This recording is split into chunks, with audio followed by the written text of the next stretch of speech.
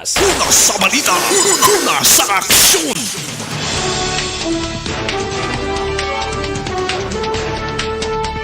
Mayong hapon na kung inyong atag balita, Aksyon John Diaz kagkaron sa ritali sa nagapanguna nga mga balita lokal.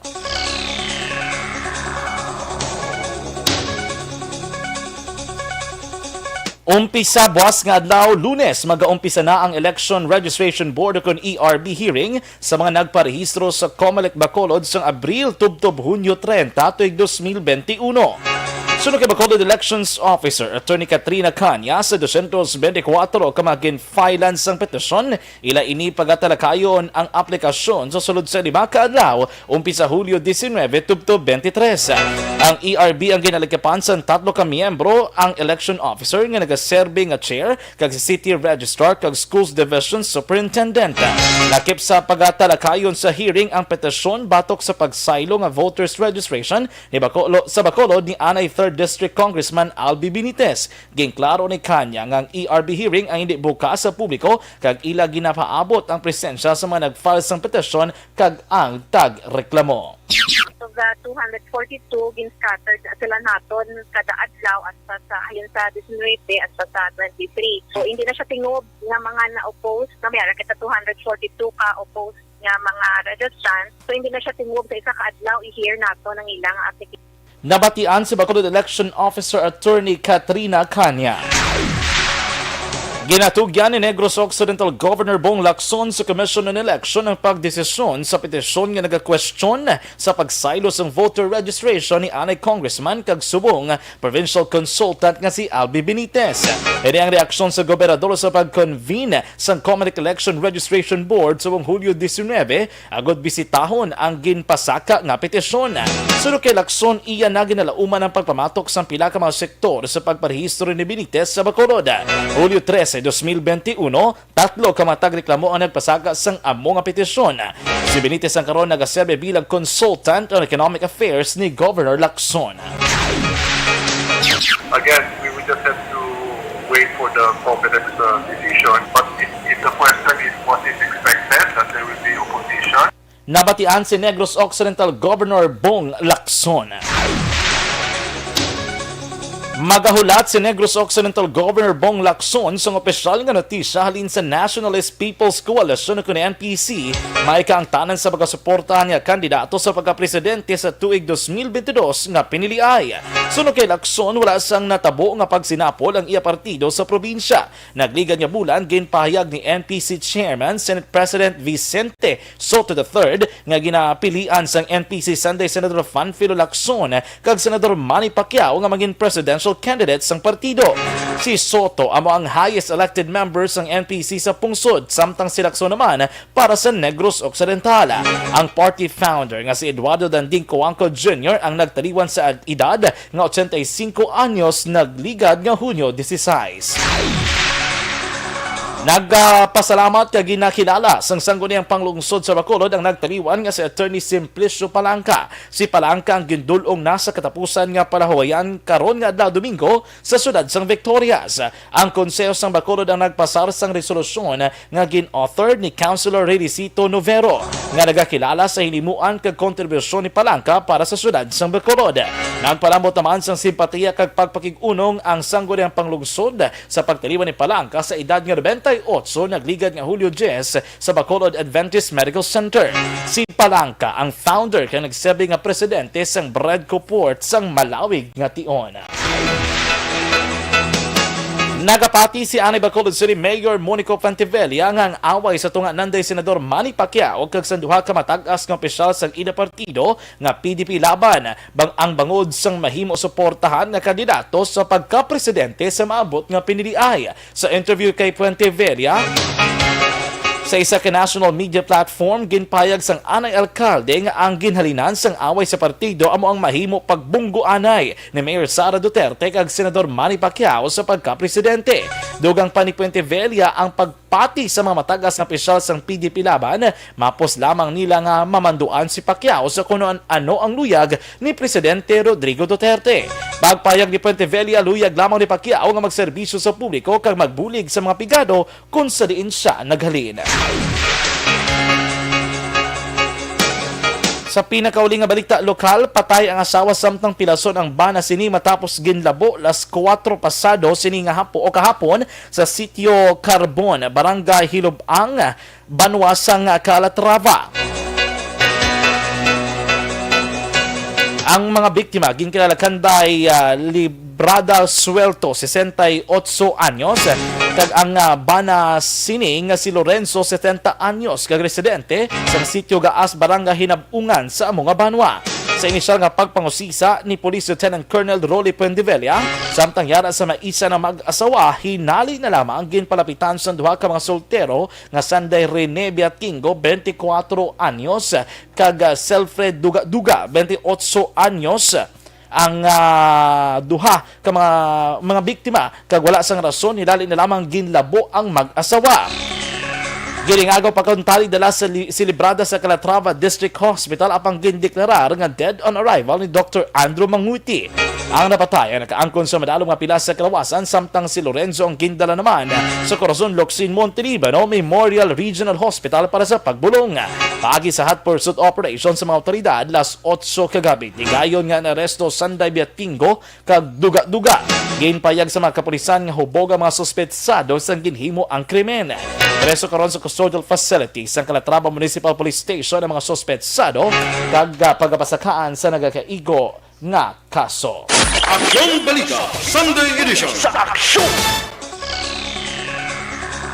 Aksyon Radio Philippine Standard Time, las 5:47 sa mga balita national. Video kag audio recording ipagawa ni Senador Pacquiao para pamatud-an ang akusasyon nga korupsyon sa gobyerno, ilabi na sa DSWD. Mga ospital ginapapreparar may angot sa posible pagdamos ang kaso sang Delta variant sang COVID-19 sa Pilipinas. Ang detalye sa nagapangunang mga balita national pagkatapos gid lamang sini.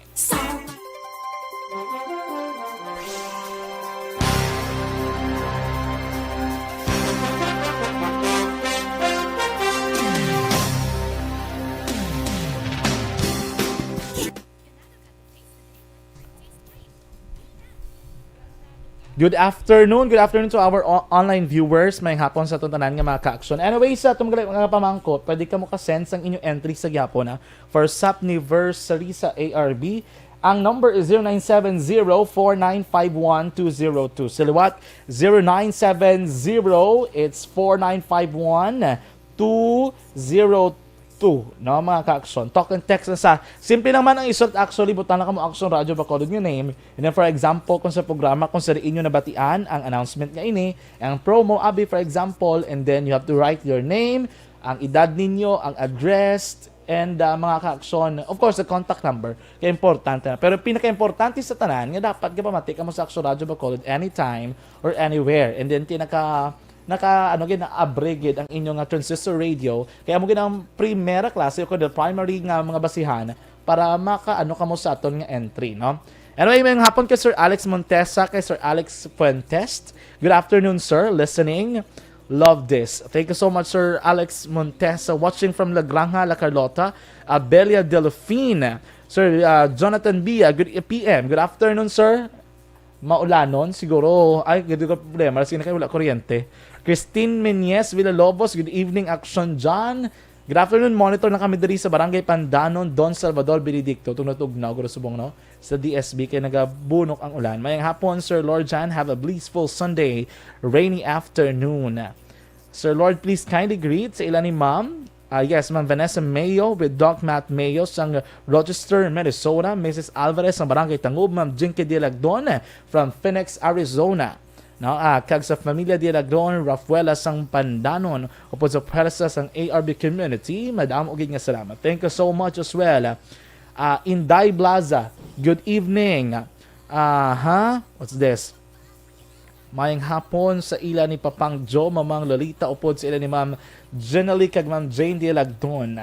Baskog tingog. Thank you so much, Sir Bia Jonathan. Mayang hapon. Dennis Richard Tiboruma, do sa lagi ni mo pakot. 3-way ka na. No? 3-way ka ng Phoenix. Dapat makabawi ang Phoenix para makabawi ka, gid. Amo na yung mga dapat nga panumduman, gid. Loyalty, kagin nga daan yung loyalty awardee. Stick to Phoenix Suns. Pero kay na, ang nagdaog is ang Milwaukee Bucks. Bernadette Marquez, favorite, mayang hapon, watching from Taculing. Urbano Lazaro Policarpo Jr., watching from Taculing. Shout out sa the Bureau of Plant Industry La Granja. Rose Ordilia, good afternoon sa tanan mga personals ng Bureau of Plant Industry in Barangay La Granja, La Carlota City. Good afternoon to all the nga nagapamati subong hapon sa aton. I don't think kung may nag-comment diri sa akon yung share sa aton nga FB Live. Good afternoon everybody. Kamusta? Good afternoon sa the prayer to my friends there. I think they're also listening and watching us over Facebook Live. Standby mga ka-aksyon sa pila ka mga balita national.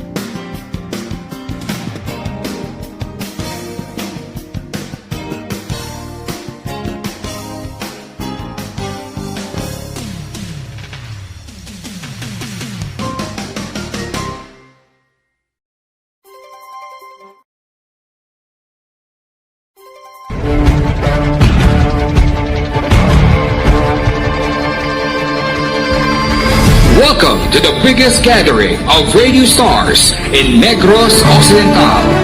This is the biggest and most coveted recognition for people and voices behind the microphone in the island. Liwat nga nagbaton sang pagpasidungog ang mga katapo kag programa sang Aksyon Radyo Bacolod sa ginpatigayon nga tingog kag Handorawan Awards 2021. Ladies and gentlemen, our icon of radio in Negros Occidental this year goes to Fred Salanga of DYEC Aksyon Radio. Ginkilala bilang icon of radio in Negros Occidental, si Aksyon Fred Salanga. Sunday edition sa Aksyon.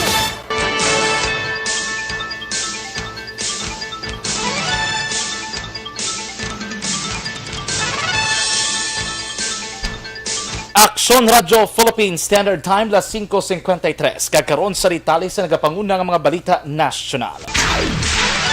Para mapapatud-an nga hindi watusi ang pahayag niya sa ginaligar korupsyon sa gobyerno, ginpahayag ni Senador Manny Pacquiao nga magapagwa siya sa ebidensya nga video kag audio recording. Ginpahayag ni Pacquiao ipagwa niya ang video kag audio recording kung magbalik na siya sa Pilipinas matapos ang hinampang bato kay Errol Spence Jr. sa Amerika sa Agosto. Una daligin tawag nga watusin ni Presidential Spokesperson Harry Roque ang ginhibo nga pagbulgar ni Pacquiao sa ginaligar korupsyon sa gobyerno, kalakip na ang Department of Social Welfare and Development, Department of Health kag ang Department of Energy. Liwat naman ging klaro ni Pacquiao nga wala siya nagapakig-away kay Presidente Rodrigo Duterte kag sa baylo mas gusto niya nga magbulig nga matap na ang korupsyon sa sining administrasyon. Gintawag nga binuang sa pila ka mga kongresista ang plano ni Presidente Rodrigo Duterte nga magpapili bilang Vice Presidente agod nga hindi mapasakaan sang kaso may angot sa mga ginaligar na himo sini nga sala. Sunod kay House Deputy Minority Leader kag Bayan Muna Representative Carlos Zarate, nakahibalo si Duterte nga wala sang mabakod nga immunity ang Vice Presidente. Dugang pa ni Zarate ang mga pahayag ni Duterte ang wala sang patot kaangay sang iyagin palayag sa nagakampanya sa tuig 2016 nga masakay sa jet ski padulong sa Spratly Island apang sang ulihi iyagin ako nga hindi niya paghimuon. Pagpayag naman ni Bayan Muna Chairman Nery Colmenares wala sang kahoy-anan ang palayag ni Duterte nga magpapili bilang Vice Presidente agud lamang malagyuhan ng iya mga kasananan. Ginputo man ni Colmenares nga dapat hindi pagpanugutan sa publiko nga mangin Vice Presidente ang politiko nga personal nga interes lamang ang ginaulikid. Ginabaso naman ni Presidente Rodrigo Duterte si Senador Aquilino Cuco Pimentel nga among rason sang pagkawatak-watak sang Partido Demokratiko Pilipino Lakas ng Bayan o kon PDP Laban. Ginpayag sang Presidente nga wala sang insakto nga diskarte ang ginhimo si Pimentel sa tong siya pa ang Presidente sang partido. Isa sa mga nakita ni Duterte nga pagsala ni Pimentel amo ang pag-appoint kay Senador Manny Pacquiao sa tong nakaligad nga tuig bilang Presidente sang PDP Laban. Sunod kay sa Presidente kapin isa kagatos ka tuig na ang natulog ang PDP Laban kagod hindi tungod sa iya pagpapili sa tong 2016 hindi sa luwat matagan sang pagtamod ang partido. Sa ginpatigaan nga eleksyon sa kontrobersyal nga National Assembly, nailher bilang bagong presidente sang partido si Energy Secretary Alfonso Cusi. Naibaluan si Cusi kag Pacquiao ang nagsinabtanay sa mga nakaligad nga simana bangod sa lain-lain nga posisyon sa nakalain-lain man nga issue. Nagpasalig si Presidente Rodrigo Duterte nga magadala siya sang sinako nga kwarta kung may ara sa pagkampanya para sa mga suportahan nga kandidato sa PDP Laban sa maabot nga piniliay. Ini ang ginanunsyo ni Duterte sa pagtambong sa National Assembly sa PDP Laban. Nagpasalig man si Duterte nga magapadulong sa kada syudad kay probinsya agud lamang magkampanya. Dugang pa ni Duterte, mahimo man siya magpapili bilang Vice Presidente. Agud lagyuhan ang mahimo kaso kay pasaka batok sa iya sa pagtapos ng iya termino sa masunod nga tuig. Ginpahayag ni Presidente Rodrigo Duterte nga ang plano niya nga magpapili bilang Vice Presidente sa masunod nga piniliay agud nga malagyuhan ang mahimo pagpasaka sang kaso batok sa iya. Sunod kay Duterte, may immunity ang isa ka presidente kon Vice Presidente rason kung nga mahimo ini magpapili sa pagka-presidente sang Pilipinas. Ini ang ginpahayag man ni Duterte sa pagtambong sa National Assembly sang PDP Laban. Dogang pa ni Duterte kung magdaog ini bilang Vice Presidente, liwat pag ini magpapili bilang Vice Presidente. Bangod sa pahayag ni Duterte, nagpinalakpak pa ang iya mga kapartido. Naibaluan magatapos ang termino ni Duterte sa masunod nga tuig 2022. Ginapa-preparar na sa Department of Health o DOH sa mga ospital sa posible surge o kung pagdamos ang kaso sang Delta variant sa pungsod. Sunod ka Health Undersecretary Maria Rosario Vergere, kinahanglan nga pabaskugon ang health system capacity. Sa rin dapat sa karon pa lang, handa na ang tanan nga magdugang sa mga kama, nagakaigo ang supply sang oxygen kag naka-preposition na ang mga bulong kag iban pang supply nga kinahanglanon sa mga maigo sang mas mabaskog nga variant. Samtang padayon nga ginabantayan sa Department of Health ang 7 ka rehiyon sa pungsod bangod sa mga tag-as nga kaso sang COVID-19 sa nakaligad nga semana. Sunod kay Vergere, kalakip sa may mga mataas nga kaso amo ang Region 13 o kon Caraga Region, Region 11 o kon Davao Region, Region 6 o kon Western Visayas, Region 5 o kon Bicol Region, Region 4A o kon Calabarzon, Region 12 o kon Soc-Sargen kag Cordillera Administrative Region. Sa Western Visayas, sakitan sa Center for Health Development ang posibilidad nga magtaas ang mga kaso bangod sa Delta variant. Liwat nagpanumdom ang isa ka infectious disease expert nga epektibo sa gihapon ang mga bakuna kontra COVID-19 nga ginagamit sang pungsod sa vaccination program sini. Ini matapos nagwa ang mga report nga may mga healthcare workers sa ibang nga pungsod nga bakunado sang Sinovac ang ginigo sa gihapon sang COVID-19. Sunod kay Salvana, nga base sa preliminary data, ang efficacy sa mga bakuna ang sobra pa sa 6 ka bulan. Sa itong Biyernes, 16 ka mga kaso sa Delta variant ang na-detect sa pungsod Pilipinas. Ang mga Delta variant ang una na-detect sa India ang sarang makalaton sang 5-8 ka mga taho. Sunod pa rin nagapabilin ang proteksyon batok sa severe disease bangod ang mga bakuna ang nagahatag sang robust nga T-cell responses o kon ba bakod nga response. Para dugang ni Silvana nga bisan pa nga fully vaccinated na, magpabilin sa gihapon nga magsunod sa ginapatuman nga health protocols kaangay sa paggamit sang face mask kag face shield kag pagsunod sa social distancing. Target sang Department of Health nga babakunahan ng mga mayara sa high-risk antis umpisahan ang pagbakuna sa masunod nga mga priority group. So kay Health Undersecretary Maria Rosario Vergere, gusto tutukan sa karon sang ahensya ang mga yara sa A2 kag A3 category bagod nga sa 13 o 13% sa mga senior citizens pa lamang ang nabakunahan samtang yara sa 15% naman ang may yara sang persons with comorbidities. So kay Vergere kinahanglan nga malabot ang 50% gikan sa A2 kag A3 nga mabakunahan. Sa karon ang nagapadayon nga vaccination programs ng gobyerno ang sakop naman pati ang yara sa A5 category o kon indigent communities. Sa pinakauli nga balita nasyonal, nadugangan sang 5,411 ang kumpirmado nga kaso sang COVID-19 sa Pilipinas kag nagdala sa kabilugan nga 1,507,755. Samtang may 5,439 naman nga nag-ayos sa among balatian kag nagdala sa kabilugan nga 1,433,851. Sa record sa Department of Health, may yara sang 117 ka mga bago na record nga napatay sa COVID-19 ka nagdala sa kabilugan nga 27,714. Sa karon 47,190 ang aktibo nga kaso ng COVID-19 sa pungsod Pilipinas. Aksyon Balita Sunday Edition sa Aksyon! Aksyon Radio Philippine Standard Time las 6:02. Sa mga kapamangkot bala ang atong usap sa ARB kung sa